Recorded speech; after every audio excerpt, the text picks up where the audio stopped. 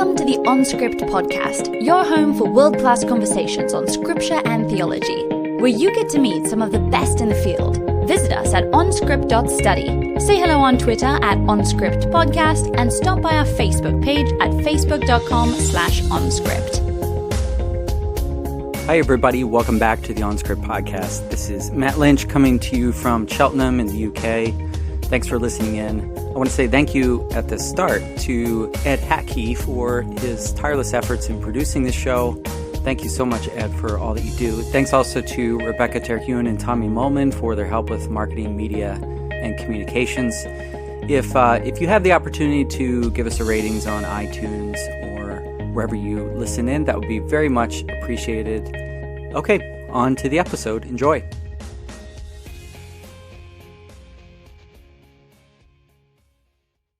Hello, OnScript listeners. This is Erin Heim coming to you from Wycliffe Hall in Oxford, where I am a tutor in biblical studies. Our guest today is Professor Philip Ziegler, whose book, Militant Grace, tackles foundational questions resulting from what he calls the apocalyptic turn in Christian theology.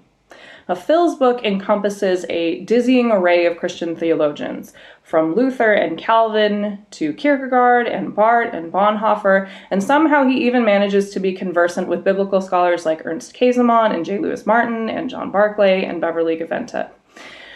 Phil, we are really delighted that you could join us today. Welcome to OnScript. It's an absolute pleasure to be with you. So off the bat, it's important to define the terms of our discussion, especially since a term like apocalyptic is, as I've actually said before on our podcast, a nebulous term, even among its adherents, and it's a downright contentious term in some circles. So, Phil, what do you mean by apocalyptic? Sure. Yeah, you're certainly right about that. For purposes of the book, I've taken the term apocalyptic up as a term of art, as I found it used by a collection of Pauline scholars, some of whom you've named, Beverly Gaventa, Lou Martyn, and others, who have found it a useful term to capture something fundamental about the nature of Paul's witness to the gospel. And I understand, as you say, that in biblical studies, the use of that term is a hotly contested thing, whether it applies best and only to the genre of writings or a genre of ancient writings, or whether or not it can be used in the way that they use it. I'm quite happy to sit reasonably light on that.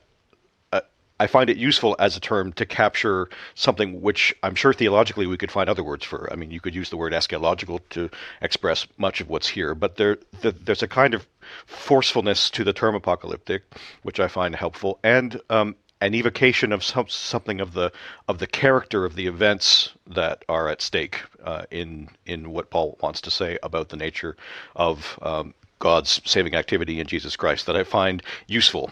It's an evocative term. It is a little unnerving, which is also not a bad thing at the start of a conversation. It invites the question, what are you possibly talking about?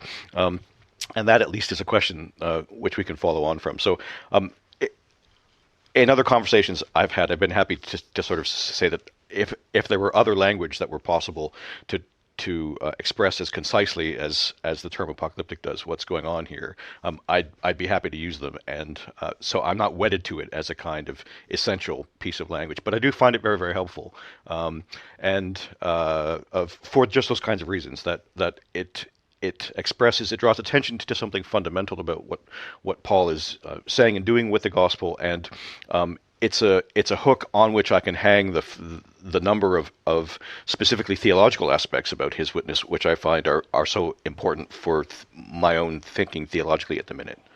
Sure, and that's exactly what you're trying to do in this book, is to hang various other aspects of Christian doctrine on this apocalyptic framework that, as you say, is a useful way of describing Paul's version of the gospel. And I think that's exactly how I've heard Beverly and John Barclay use that term, that it's not necessarily one wedded to genre, but it's one that they find useful as a theological concept to encompass what Paul is doing.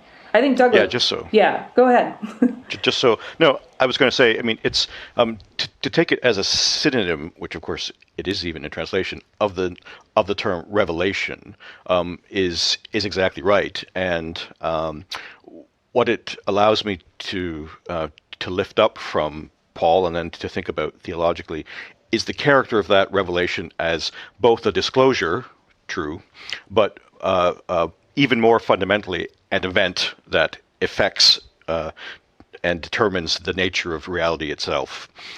So it's the language of Revelation tends to tip towards the epistemic side, which is, of course, integral to what's at stake here. But even more fundamentally, I think, for Paul, is the thought that the revelation of God in Jesus Christ is an event which changes everything, an event around which time and space, the cosmos itself, turns.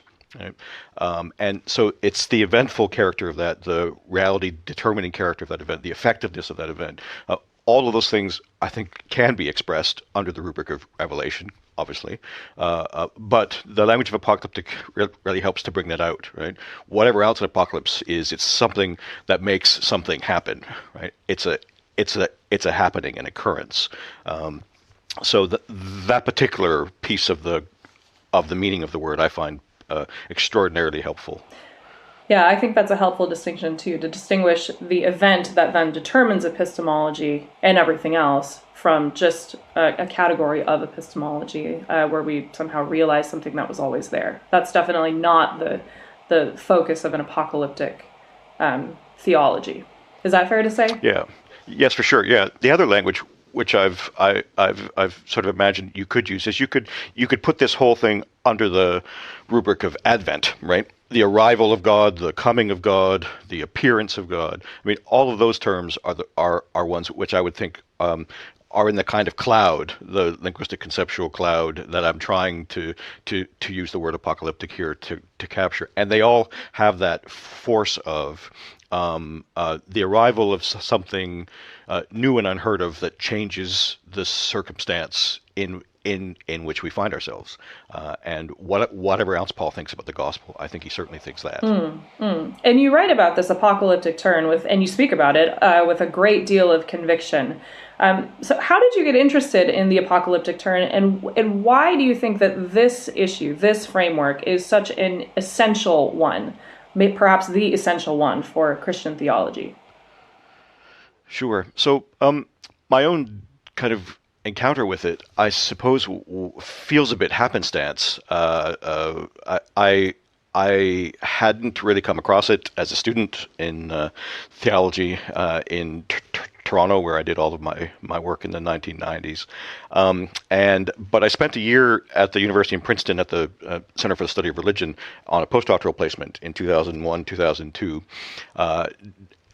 The purpose of my time there was to write a series of papers on Paul Lehman, the theological ethicist who had taught for a time at a number of places, Harvard, Princeton, and also at Union in his later days.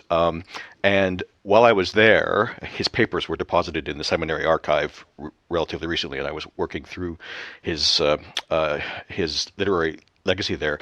I was keen to meet people who knew him, and in the course of encountering these people around in the northeast part of the U.S. there, I met, among others, Christopher Morse, who at that point was still professor of theology at Union Seminary, who had been very, very close to Lehman.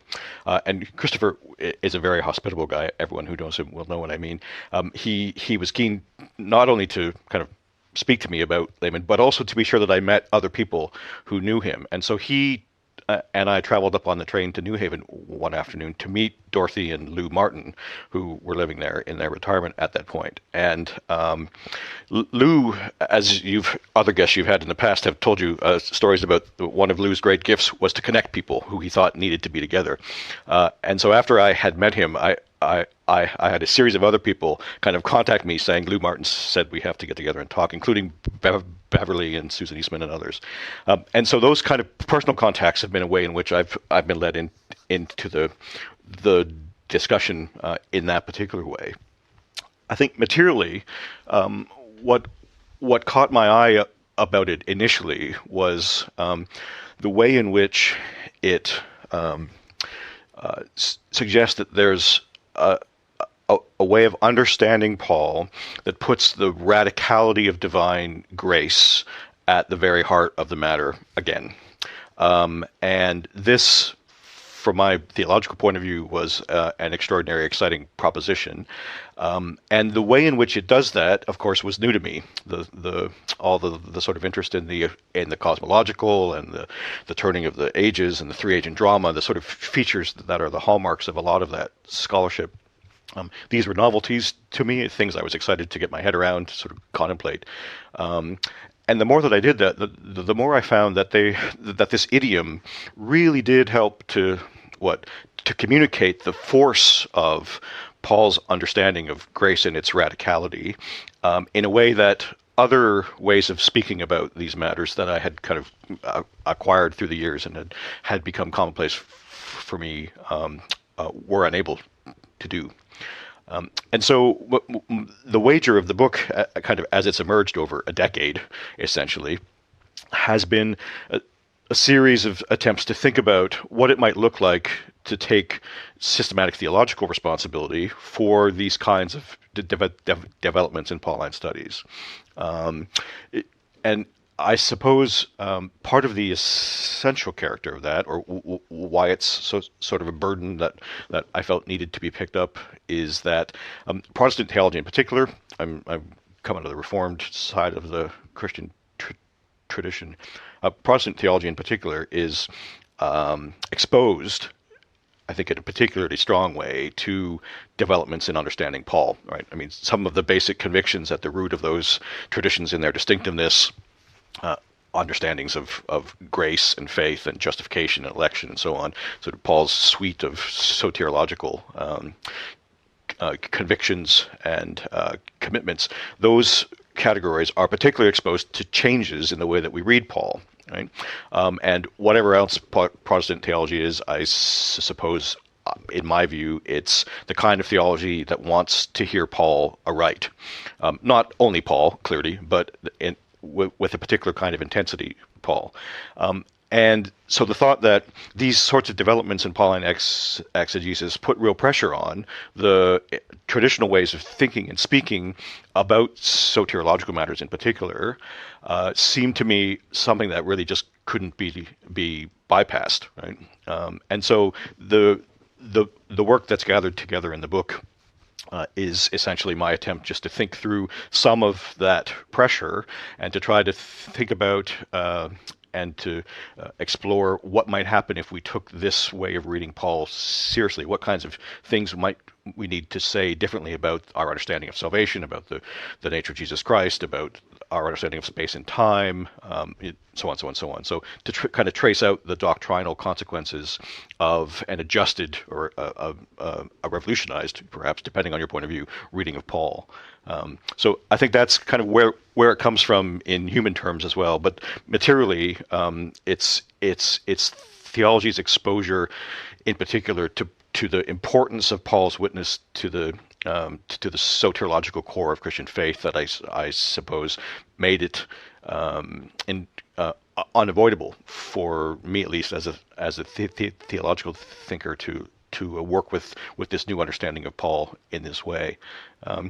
I might say also that, as I noted in the introduction, we struck up a group of us that met for, and still does, around the edges of the ARSBL from time to time, explorations in theology and apocalyptic. And one of the things that was exciting about that for me was it put kind of biblically minded theologians and theologically minded biblical studies people together to talk in a way that I really covet and which I hadn't been all that good at cultivating before that. And the opportunity to think about these things collectively and in a collaborative way has been one of the real both delightful and important aspects of this work for me. So the book is really, I mean, it's got my name on the front, but it really does reflect a series of insights which have been won from a decade's worth of corporate conversation. So I'm grateful to that group in particular and the people who've been involved in it over the years for their stimulation and provocation, for sure. And what a neat project to be a part of. And one of the reasons that I was so excited about your book is that attention to not only these, I mean, as you say, the influence of Paul on these obviously massively influential Protestant thinkers, going back obviously, millennia at this point, but also your careful attention to what's actually happening in Paul's writings themselves, and I attribute that to your skill as a theologian who's attuned, but also to, yes, as you say in this introduction, it's very clear that these theological ideas have been carefully cultivated in close conversation with biblical scholars. And I think likewise, when I read someone like Beverly Gaventa or Susan Eastman or John Barclay, you see the influence of good theologians and sound theological thinking. So I personally, as a young scholar who kind of came up with J. Lewis Martyn being my hero that I've never met, and Beverly Gaventa being someone who I can look at her writings and say these are the reasons that I'm excited about biblical studies, and it's precisely because they seem to pay such close attention to the theological implications of their exegesis. So I want to say thank you for just the careful work of a group like that, and it's clearly evident in this book too. Oh, well, that's very kind. The benefit for me of thinking in running conversation with the kinds of New Testament scholars whose names you've mentioned there has been essentially to be taken back to school on the importance of Paul in particular, but the Bible more generally, for the work of doing Christian dogmatics. There are all kinds of ways, of course, in which one could conceive the task of thinking doctrinally, and the idea that that doctrinal reflection must be riveted to the Bible, and looking to refresh and renew itself by that consistent, fresh exposure is something that this whole endeavor has sort of convinced me of again, if I had lost that sensibility previously.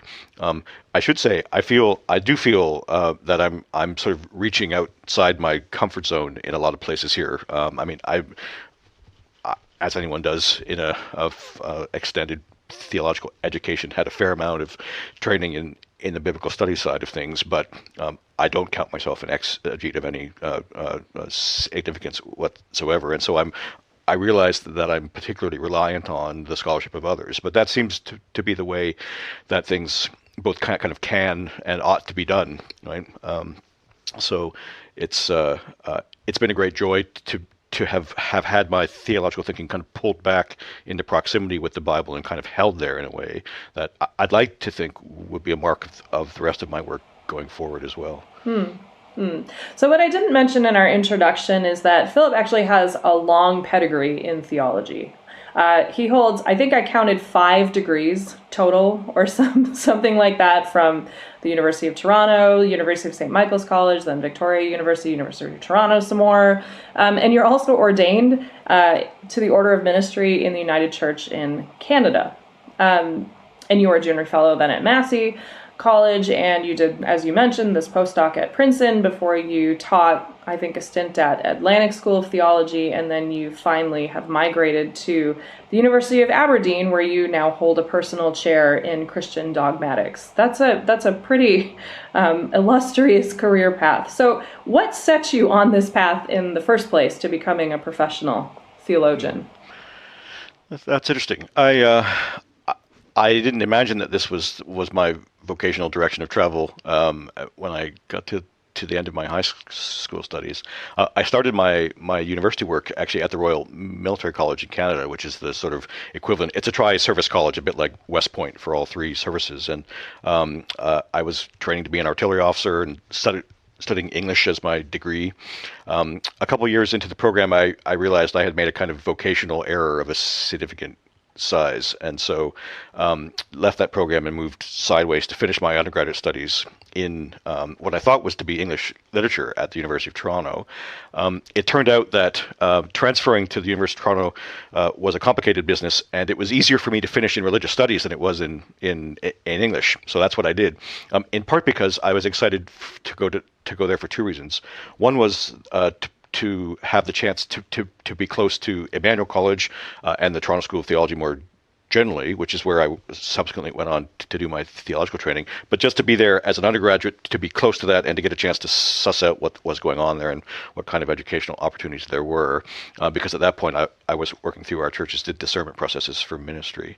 And then also to have a chance to take the undergraduate courses that the literary critic Northrop Frye was teaching still at that point in Toronto on the Bible and Western culture. These were famous courses, and I had read Northrop Frye's work, The Great Code, and related works as a teenager, and had been really struck by his sense of how lively and important the Bible was for just understanding the cultural world in which we lived. And I was excited to be able to take those courses with him. Those courses were actually taught as religious studies courses, and so that's partially why I ended up following that route. But at the end of that degree, I had discerned a call to ministry in the United Church of Canada, and so I stayed on at Emmanuel College there and pursued the MDiv degree with that pastoral horizon in mind. One of the things about the Toronto School of Theology is the scale of it, sort of 7 or 8 colleges all in a federation, this ecumenical kind of melting pot. It was a fabulous place to study when I was there. And you could also combine academic study and pastoral training. So I did a joint MA MDiv because I was interested in the academic, the intellectual side of the Christian tradition, and I wasn't quite sure, which of those trajectories I might be better suited to make a contribution to. And so I did those 2 degrees in joint, thinking by the time I get to the end, I'll know which way this is going to break. And I didn't know when I got to the end, so I just kept going. I had opportunities to carry on to do my PhD work in Toronto, and I did that. David Dempson, there, one of my primary supervisors. John Webster and George Schnurr were also teaching there at the time, and they're so fabulous teachers and very encouraging folks. And I did a project there on the East German theologian Wolf Krutke, who was a living theologian at the time I was writing. He had been one of the leading figures in the East German theological community during the communist period. And I was intrigued by what had happened to Protestant theology, the kind of developments that Protestant theology had undergone under those conditions of radical, aggressive secularization. The thought being that the kinds of lessons that had been learned in that context under immense secular pressure might be of real value to those of us who were thinking and pastoring in a place like Canada, where the concern about secularization as the horizon of church life was a real thing. So that project was a great one. I enjoyed it a lot. And then I had the chance to pursue this postdoctoral placement, as I mentioned, in Princeton. And the interest in Paul Lehmann was related to my sort of interest in Christianity in public life. So in fact, the grant program that took me there was a series of funded postdocs on public theology in America was the rubric that the funding was under. And so I was reading Lehmann with a view to the way that theology engages with public issues and takes responsibility for public matters. He was a sort of theological ethicist with a particular interest in the political and the wider world. The chance to teach at AST consolidated both my ecumenical interests, and then also there too, a very small department. I think by the time I joined the staff, we were 7 or 8, and so you had both lots of scope to teach because lots of things needed doing, and you were there, and so you did them.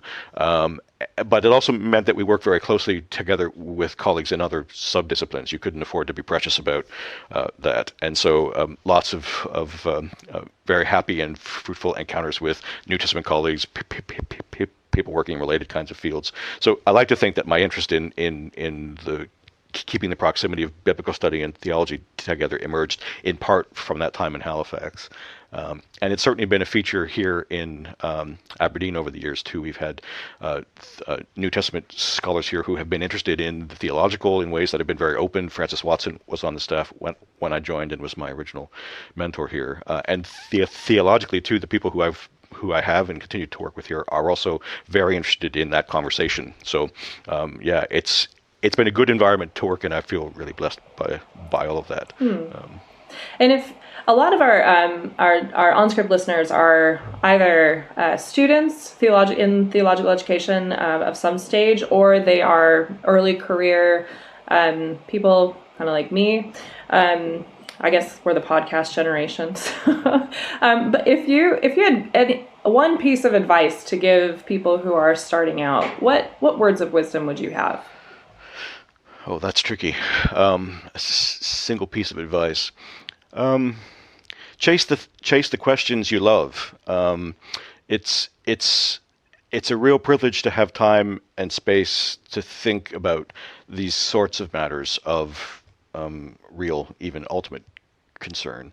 And there's a whole lot about life that conspires to crowd that out. And so to the extent that you find yourself given opportunities by virtue of being enrolled in programs or engaged in conversations with colleagues, or the opportunity to pursue study or reflective opportunities, to really identify and to dig in on the questions that really animate you in your own theological reflection, you should really take those up. They're fleeting opportunities often, and they are really pressurized increasingly. So it's university life, just like parish life, does a lot to crowd out, perhaps surprisingly, space for reflective thought. And so trying to find ways to get elbow room to continue that. And being willing to stick with the questions that really animate you. I mean, there's lots of interesting questions out there in the world, but if you find a channel of thinking that you really find you're convinced is important and fruitful, whether for your ministry or for your teaching or for some combination of the two, being able to sort of hoe that row, as they say over here in Britain, at length and patiently, is a real is something well worth doing for sure. So let's get back to the book then. In the opening sentences of this book, as we've already talked about, you point to J. Lewis Martyn as sort of a preeminent figure in the apocalyptic turn. Obviously, not only in biblical studies, but as you've shown in theology. So what impact has J. Lewis Martyn had, help me understand as a biblical scholar, on theology in particular? Sure. So let me speak just for me. I think the ideas that come from Lew's work that have been most important for me theologically are the way in which his interpretation of Paul draws attention to a number of features of Paul's gospel, which are of decisive importance for the content of Christian doctrine and also the form of its presentation. So, for instance, one of the things that Lew draws attention to time and time again in his readings of Paul is the way that Paul construes of the business of salvation as what he calls a three-agent drama. Right. So it's typical for us to think of the work of salvation as a transaction between God and the human creature, a kind of two-agent drama. Two players on this stage. God's doing something, humans are doing something, and whatever you want to say about the outworking of salvation, it has those two agencies involved. Okay. There's much, of course, to recommend about that. Lew's suggestion, though, that we don't do justice to Paul's account of the gospel if we don't see him telling a story in which not only two agents are involved in the business of salvation, but a third agent, and a third agent whose role is much more fundamental than you might have imagined, and that, of course, is the sort of the role of the inimical powers. Lew tends to call them the anti-God powers, sometimes with capitals. There's a kind of Pauline triumvirate of sin, death, and the devil. Right? That I use that sometimes in the book as a shorthand for this suite of sort of inimical powers. The idea that the agency of those powers and their enmity, both vis-a-vis God and therefore vis-a-vis God's good creatures, is baked into the understanding of the gospel in a way that such that if we don't do justice to it theologically, we're simply not doing justice to Paul's witness. That had never really struck me with the force that it has since my sort of encounter with Lew's work. And trying to take responsibility for that particular insight is no easy thing. I mean, of course, there's lots of theological discourse in the tradition about the role of the devil and other kinds of things. Of course, the devil's not a particularly it's not a particular theme which is highly amenable to modern sensibilities. So it raises all kinds of really interesting and frankly quite tricky theological questions about what it would mean to talk about this third agent clearly, responsibly. I mean, both, and by responsibly there, I mean on one hand responsible to the biblical witness and its sort of the contours of its witness to these powers, and then also to think responsibly about how those powers figure in a wider understanding of Christian doctrine and testimony. So that the three agent drama feature is one of the things which I think has really put pressure on me personally, and I think others too, to think about or to change the way we think theologically about the business of salvation. Sure. One of the things that means. Yep, please go on. And I just wanted to interject there. He has this phrase that you pick up that fits pretty well with the this idea of three agents, that the world has been twice invaded.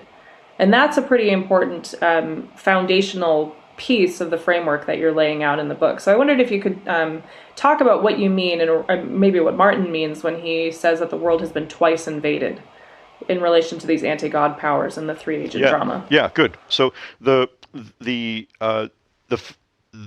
world as such, the product of divine creation, has a history. So one of the things that Lou's account of Paul suggests is that we don't think of the world quite properly with Paul unless we think of it in this historicized way. There's a story to tell about the world, and that story includes two moments of catastrophic intervention. The first is the eruption of sin into the world, and sin here is understood not so much as the kind of moral turpitude of individual human beings, or even human beings taken in their collectivity, but as a power external to human beings to which they succumb. Right, and that's why, in terms of the grammar with which it's spoken of, sin, death, and the devil keep close company in Paul's work. Right, sin is a kind of agent, external to the human being, an agent whose power is such that the human being cannot, on its own terms, resist that power.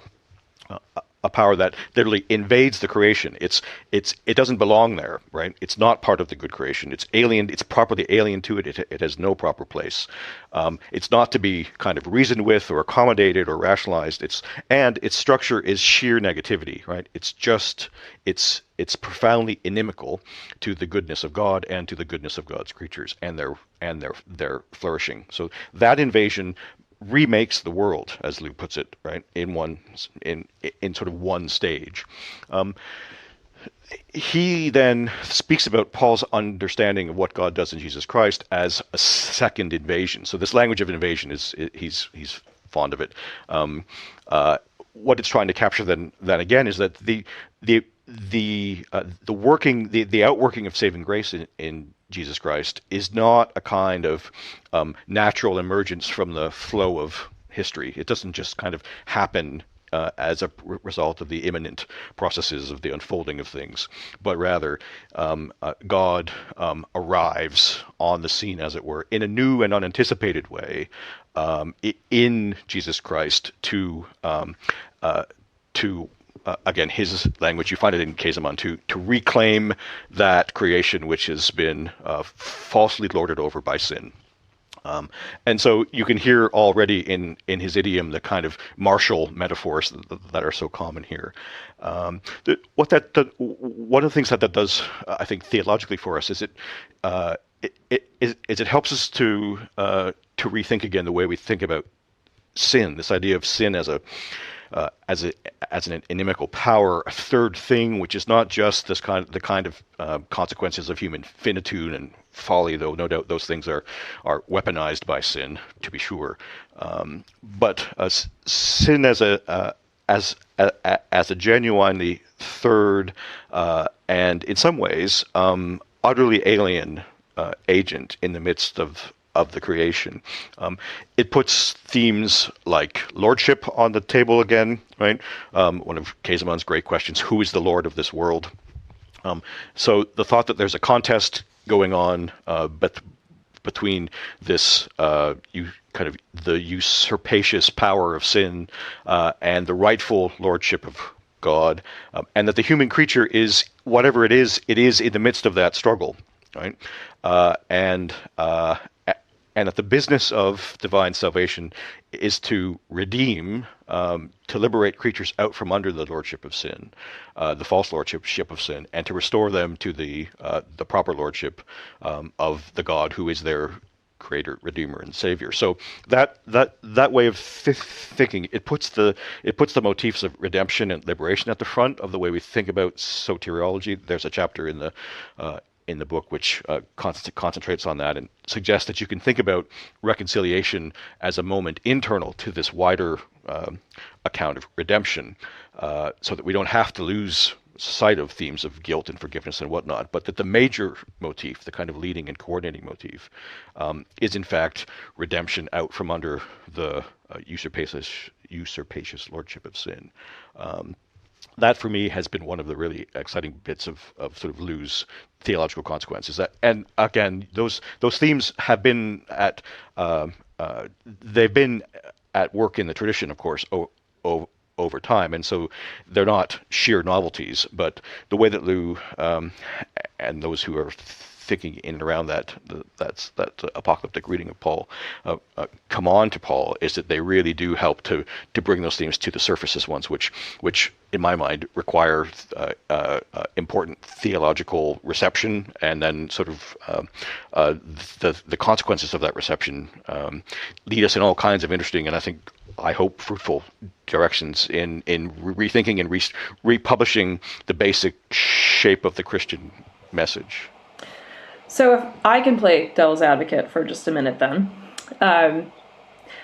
given that we're talking about sin, death, and the devil, hopefully I don't embody those things all the time, but maybe just right for this minute. And I ask this question because I am drawn to apocalyptic theology, and I presented a paper that gave a fairly apocalyptic reading of a passage in Galatians, and one of the members of my seminar and friend, Murray Ray, said, I think this is an interesting reading, but I have a problem with this language of invasion and battle, because it makes it sound like there was a time when God somehow lost his sovereignty and wasn't actually sovereign over his creation. So I have a problem with this because it sounds like he's coming to creation that was not somehow already his. So how do we answer that objection in a way that does justice to other texts where we don't necessarily find the militant language that we do in, say, Galatians? Yeah. No, sure.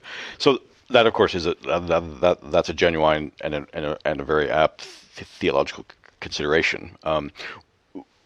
Let me take a step back and I'll come at the question like this. So one of the things that I think this way of reading Paul requires us to ask is, what kind of dualists Christians have to be?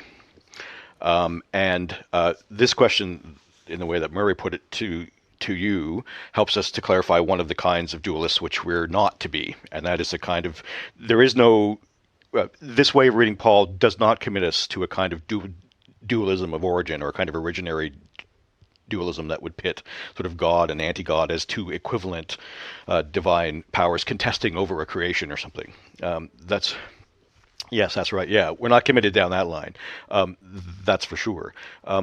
But what we are, I think, committed to is the view that in the midst of the good creation, over which God is properly provident, there is an inexplicable, uncoordinatable eruption of opposition to God, which runs and runs and runs. And why it runs is, I think, beyond the ken of faith. That it runs is both the witness of Scripture and, I think, something which, illumined by Scripture, we can read off our experience of the world in a certain sense as well. So that there is opposition to God in the world, and indeed in ourselves, that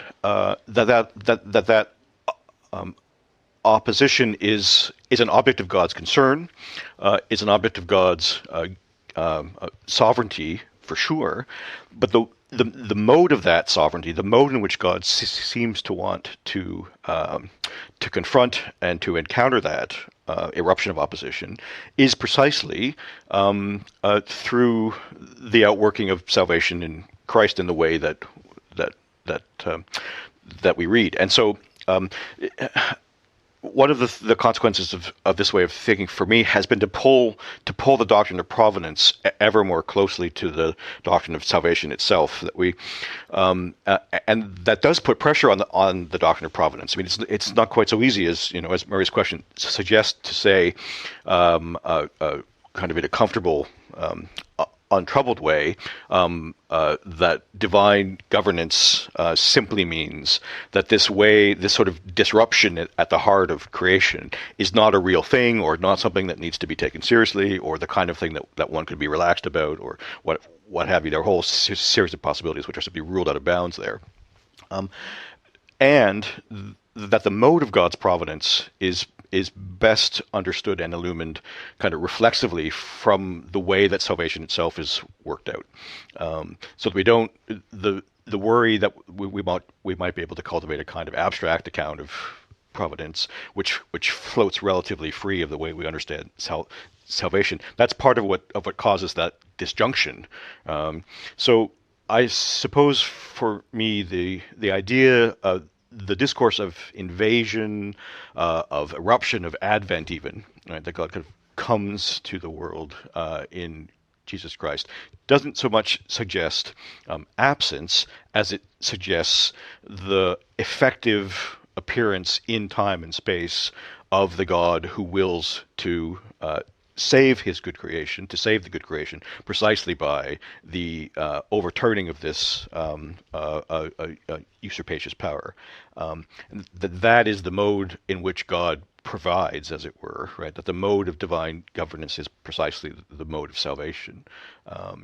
So, yeah, I mean, Murray's point is a good one. There is a kind of dualism to which I think Christians are committed, and I'm not sure that we're committed to ascribe the work of sin in the world, or the work of sin, death, and the devil in our experience of faith, precisely because of its inimical character. We're not obliged to ascribe it to divine providence, right?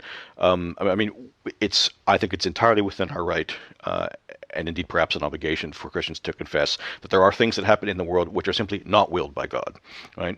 That God has a will with reference to those things, but God's will with reference to those things is their contradiction, and that I know is there's much to think about there theologically, to be sure. But as a starting point, I think this understanding of Paul's gospel kind of has reawakened that sense that it's important for Christian theology to acknowledge the fact of that which God does not will in the midst of the world.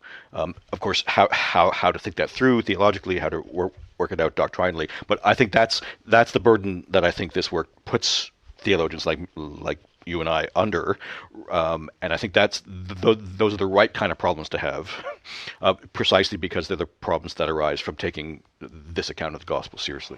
Yeah, and I have to say that's one of the things that I'm most drawn to in terms of this apocalyptic framework, is that it actually gives you vocabulary to call evil evil, and we don't have to give an account, or at least this gives us a way of saying that there are things, working that out theologically is obviously more complicated, but there are things that are antithetical to the will of God. And pastorally and existentially, that's an important question. So if we change directions, really, actually 180 degrees, Phil, are you ready for your first speed round? Oh gosh, okay. Bring it on. Okay. They're off-the-wall questions. The rules are that you answer the first thing that comes into your head, and you don't have to give us any explanation for it, and there is no judgment no matter what you say. Okay, maybe there's some judgment on some questions, but not... I'm just kidding. Okay, so here we go. If you could be any animal in the world, what would you be? A badger. You didn't see that coming, I know. No, and I'm laughing because we had a close encounter with 2 badgers in our garden a couple of nights ago, and I didn't realize this, but when you get close to a badger, they hiss, and it's really unnerving. And I hope to never confront one again. So I put badgers in the category of sin, death, and the devil, but good for you. Oh, that's great. Okay. What is your favorite work of either fiction or nonfiction outside of theology? Oh, that's interesting. I think one of my favorite fictional titles of all time is, I'm quite an avid reader, so there are lots of novels to which I'm devoted. I think I really enjoyed reading The Unbearable Lightness of Being by Milan Kundera. That was one of my first exposures to sort of European writing, and I found it very artful and just winsome and engaging, and I've enjoyed reading his work ever since. Yeah. I think you can tell when people who write in theology are avid readers of like good fiction or nonfiction, because your writing in this book is exquisite, and I think you can tell when people are avid readers by how well they write in theology. So that's really encouraging. Okay. I've just moved, so I'm keen to get an immigrant perspective. What is the biggest adjustment that you faced when you moved from Canada to Scotland? We were talking beforehand, actually. I think it's the scale of things here in the UK. Coming from Canada, everything is just a little bit bigger. Well, actually quite a bit bigger. Distances are bigger, kind of homes, cars, roads, sidewalks, everything just kind of that much larger. There's just that much more space. Life here has a kind of, everything is close to one another in ways which are good, but also take some adjusting to. I think I was estimating when we were chatting before that the scale of life here is about 2/3 as big as everything back home. Well, one of the nice things about that is that, and this really has been a difference which I've appreciated, is that within 3 hours by train here, three and a half hours by train, there are 4 or 5 large theological faculties. St Andrews, Edinburgh, Durham, Glasgow, and the opportunities for theological collaboration and conversation in this part of the world are really they're importantly augmented, and it's just so easy to get together to talk to people. That is a glorious thing. I mean, we left our time in Halifax, but the distance between the seminary in Halifax and the other kinds of places where you might find people to talk to about your work, it took some doing, put it that way. The compaction of life here in Scotland has taken some adjusting to, but it's also been a blessing. Yeah, I was thinking about that. I haven't driven our car since January, and everything takes less time to clean, but we also, because we have small children, have stuff just everywhere, and that's taken some getting used to. Yeah. Could I venture just another one in case this is better? As a reply to your question, the climate here in Scotland is obviously different than the one that I was accustomed to back home in Canada. This is a one-coat climate. I literally wear the same jacket 12 months of the year, and it rarely gets below 0 for any length of time, and it rarely gets above 20 for any length of time. So we do have seasons, but without extremes, and that takes some getting used to as well. I'm not used to winter here yet. I grew up in Minnesota. We have winter there, and I had lots of coats. That's true. That's an apt one. Okay, what is something that you find embarrassing? Embarrassing. Doing these sorts of interviews, I suppose. That was Susan Eastman's answer too. Yeah. It's funny. You wouldn't think that someone kind of drawn vocationally to preaching and teaching would find public speaking embarrassing, but one does. One just does. And then, do you have any hidden talents? Hidden talents. Oh, goodness. I play a reasonably good recorder, and I'm not a bad euchre player. Like more than hot cross buns, reasonably good recorder? Yeah, for sure. What else? I learned how to curl when I was a student in school. Ice sheet curling. Other hidden talents. The best Olympic sport. Yes, it's a very fine thing, and one of the things that I didn't have to change my sensibilities about moving to Scotland either. And I bake a mean apple crisp. How's that? Oh, excellent. So let's talk about the second part of your book, which is longer than the first part of your book, because in the second part of your book, you're actually working out how this apocalyptic framework impinges, as you've said, on these various issues in theology. I think especially in terms of lordship, or those are the chapters that I found really helpful: lordship and salvation. And the second part you actually call Christ's Spirit and Salvation in an Apocalyptic Key. And you focus on Christ's lordship in this threefold office of Christ, which is to say that you're talking about Christ's kingly reign, which you say is spiritual precisely because it's eschatological. So we have these three terms that we don't always see together. We have apocalyptic and spiritual and eschatological. What do you mean that Christ's reign has to be conceived spiritually because it's eschatological? Yeah, good. Thanks for that. So those terms arise in that chapter as a result of the way in which reflection in the Protestant tradition, at least, on the nature of Christ's royal office has tended to use the word spiritual to characterize the nature of that office, the mode of that office. And the force of that language in the tradition is, I think, twofold. So one is that it's to differentiate it from earthly lordship, right? So Christ isn't just one political force among other political forces, right? So different in kind from earthly powers. That, I think, is a fundamentally important point to be made, and the language of spiritual helps to draw that distinction. So there's spiritual and earthly. The temptation, or one of the things that language is exposed to, though, is a misunderstanding that when you say spiritual, you mean unreal, so ineffective, right?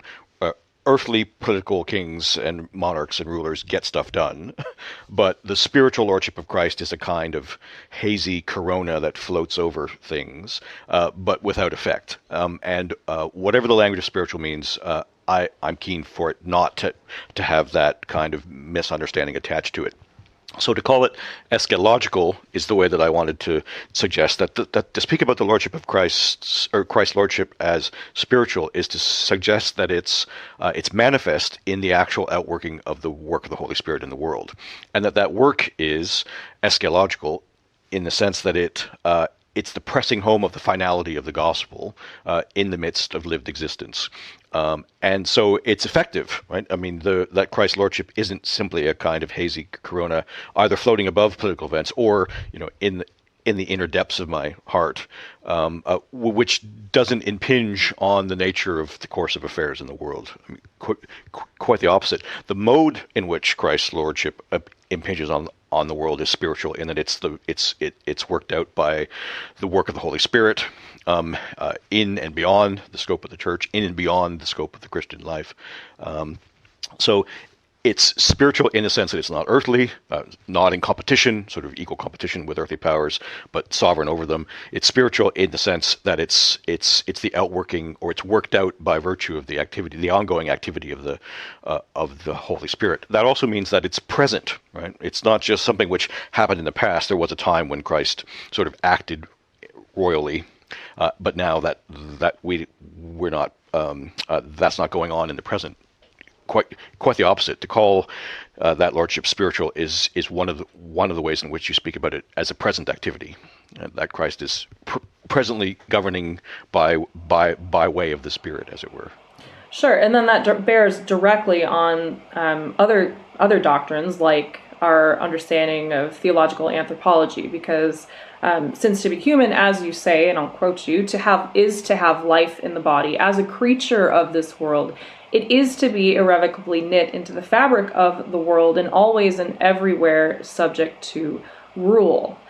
So you've related Christ's dominion, and indeed sin's dominion, to anthropology. And I think that for me, at least, was a very helpful way of thinking about that.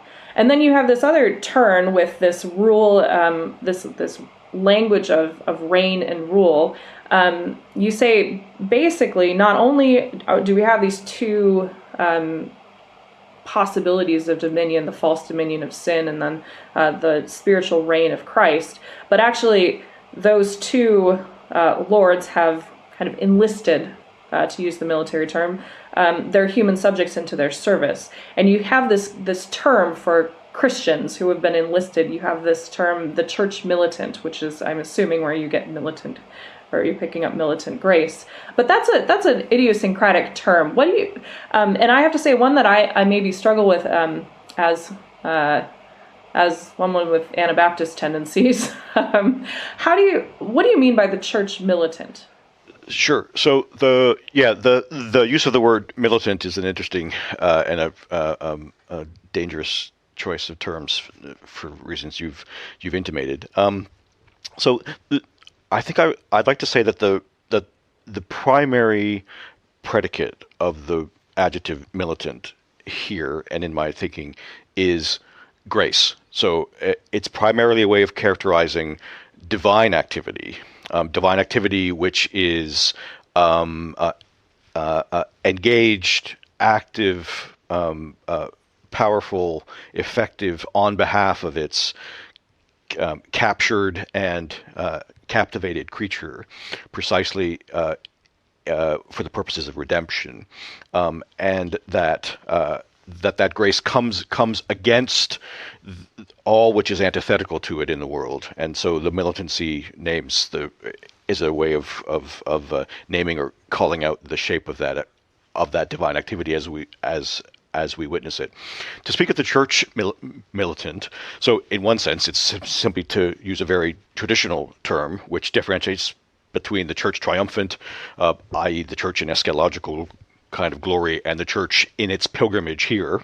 One could speak equally as well as of the Church as the Pilgrim Church. I don't think these are contradictory descriptions whatsoever.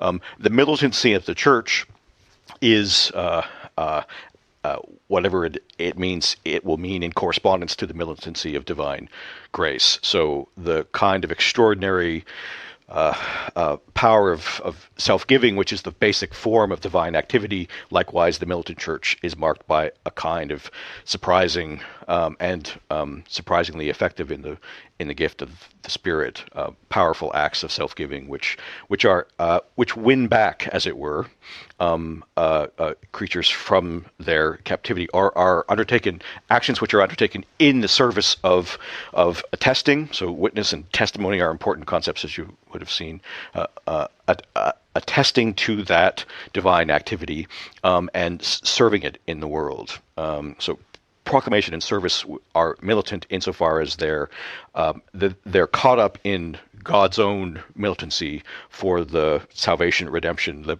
liberation, and restoration of the lost creature.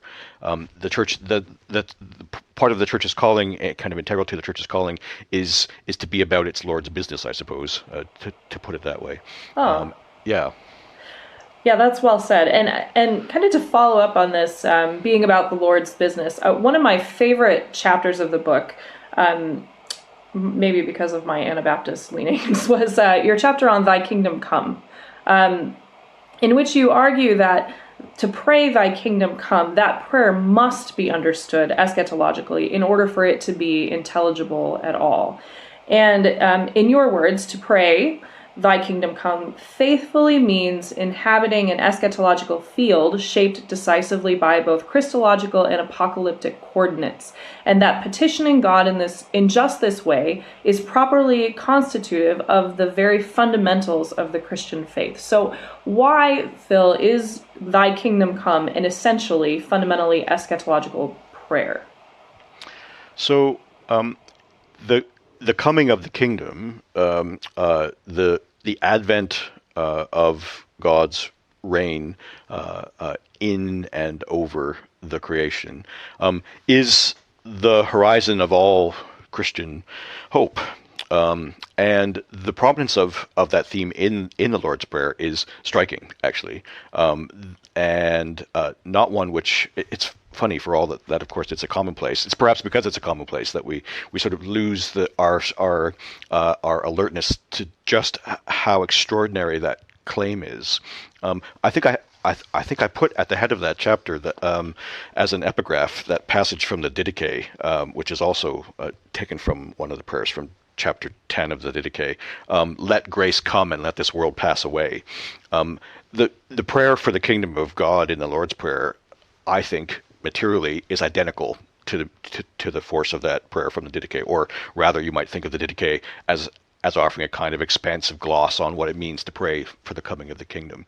Let this world pass away. This world being used in the very specifically Pauline sense of the world subject to the dominion of sin, death, and the devil. Let grace come. I mean, what it means to ask for the coming of grace.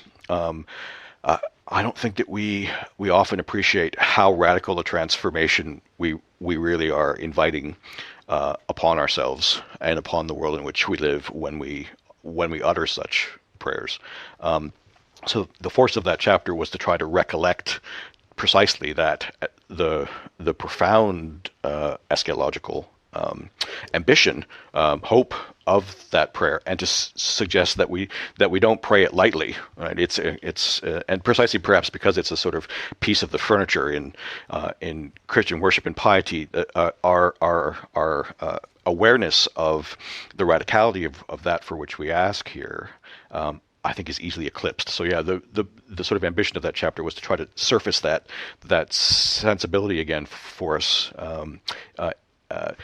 And to recommend that precisely because that prayer is a piece of the furniture, the suggestion there is that this kind of expectation, this kind of hope, this kind of longing, and the kind of life which is built in and around, arises from this kind of longing, is exactly the kind of life and hope and longing that should be the hallmark of the Christian life.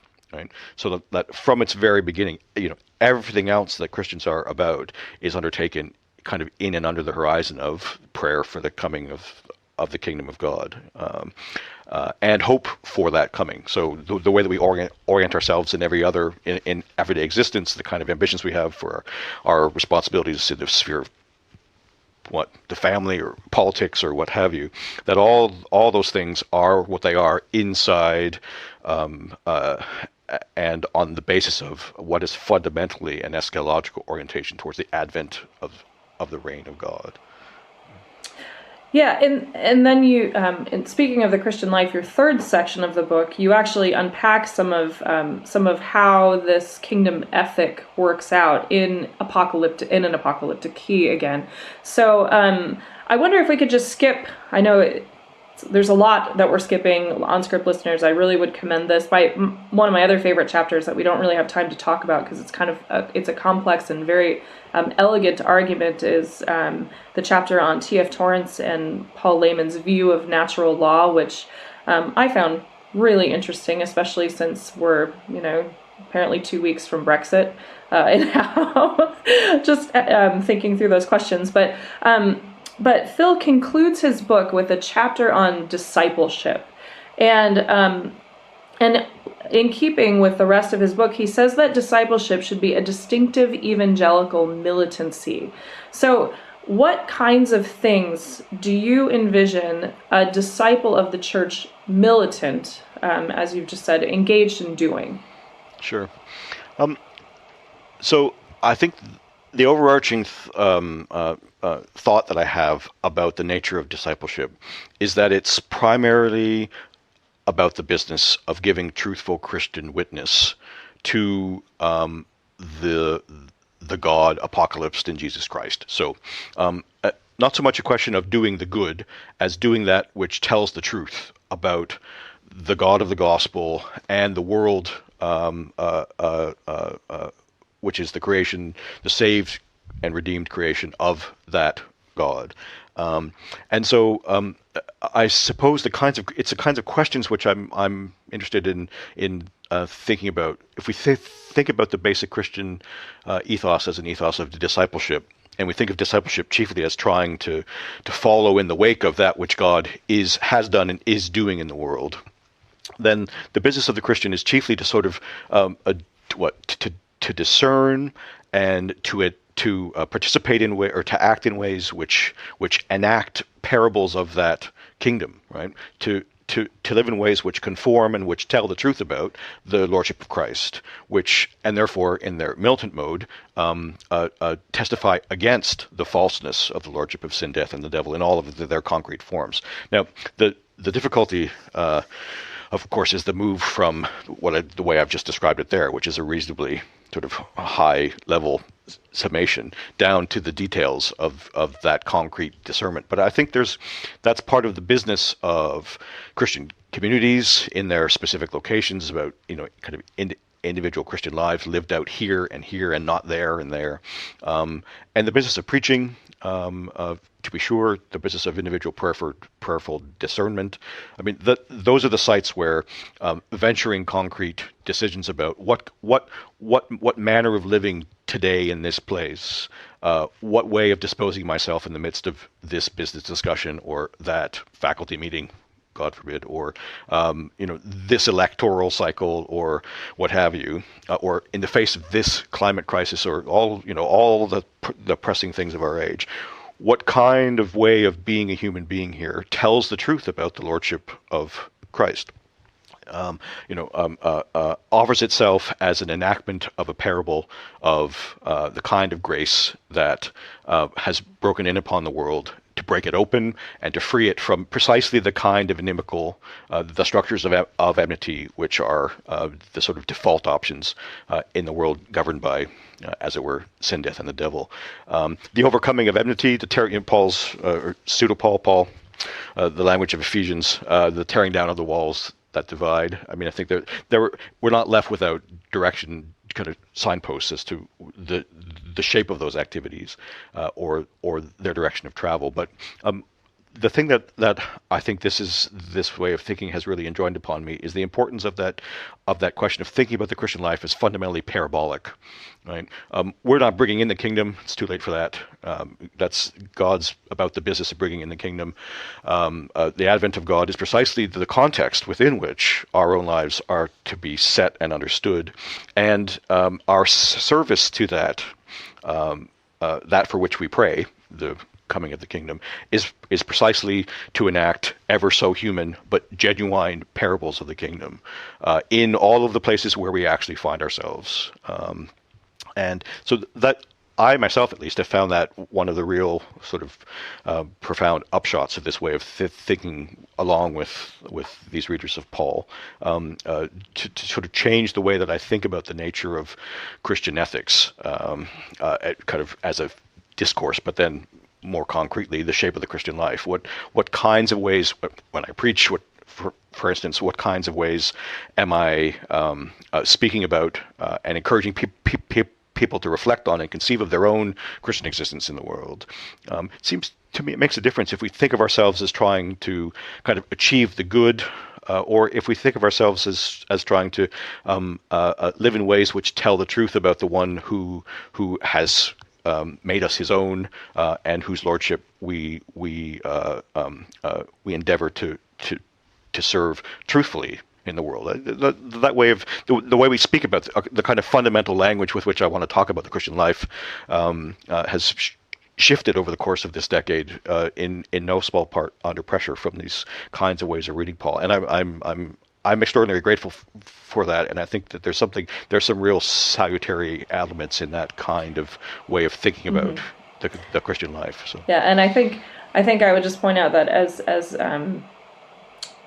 as academically lucid as this book is, and it is that, it is also profoundly practical, and I appreciated so much that you ended with this exposition of Christian ethics, because it offers such a concrete challenge to the reader, to how we begin not only to think about Christian ethics, but actually to live as kingdom subjects. So, Phil, are you ready for our final speed round? Most certainly. Okay. More off-the-wall questions. Okay. Star Trek, Star Wars, or neither? Oh, Star Trek, actually. Oh, okay. What incredibly common thing have you never done? What incredibly common thing have I never done? I've never swam more than 2 lengths of a swimming pool. Oh, wow. And you live in Scotland. Yeah. It's dangerous. Very dangerous indeed. What food or food combination do you absolutely love that other people find strange? I'm actually drawn to the black pudding burger as a thing here in Scotland.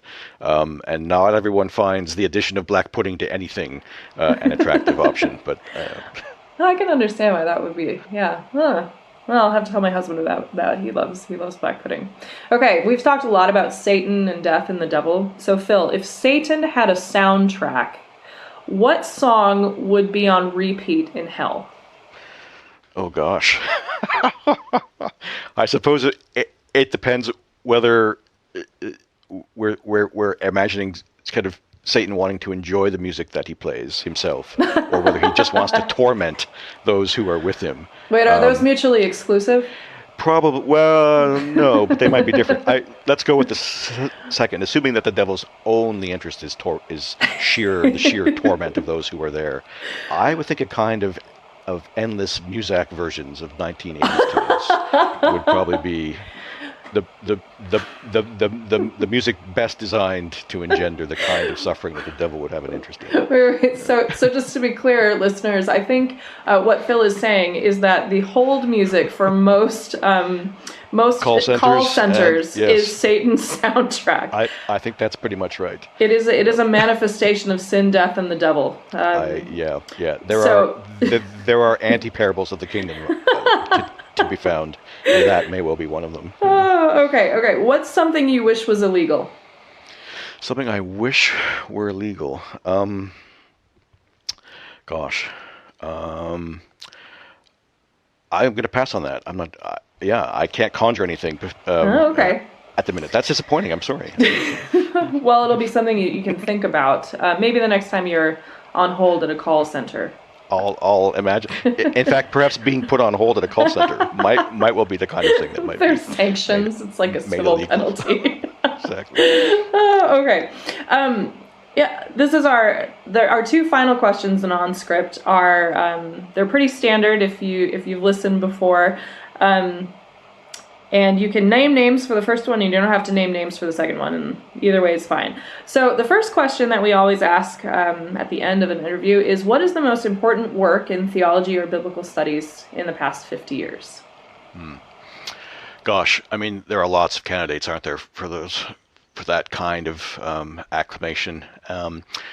I think for me, if I could put it like this, I would like to suggest, and we haven't talked about this in the context of this particular discussion, but I think the work that's gone into producing the Dietrich Bonhoeffer works, the critical edition of the Bonhoeffer works, I think that is one of the real theological or publishing achievements in the realm of theology in the last 50 years, to be sure. The production of that project, vast as it is, and the importance of those texts for the ongoing discussion, reception, and responsible discussion and reception of Bonhoeffer, I think, is immense. And their almost simultaneous rendering into English also, I think it's been a game changer. So that would be one thing that I think I might pick out. And what is one idea in theology that you think needs to go the way of the dodo bird, that needs to become extinct and die? Gosh. There are all kinds of ways in which one might think about participation that I might like to think would pass away.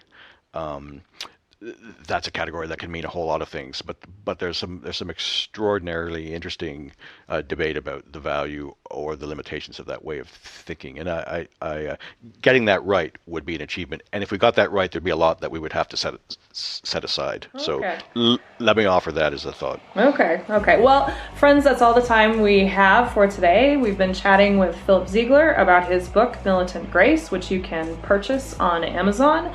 And it's even better if you click on our Amazon link on the OnScript page, because the Amazon gives us a tiny percentage of the sale, which helps support the ongoing work of OnScript. So thanks for listening. Thanks, Phil, for being with us today. And we'll see you next time. You've been listening to OnScript, delectable conversations on scripture and theology. If this episode has brought you inner peace or lit your biblical fire, please consider a small donation of just $2 or $5 per month. Information on how to donate can be found at onscript.study/donate.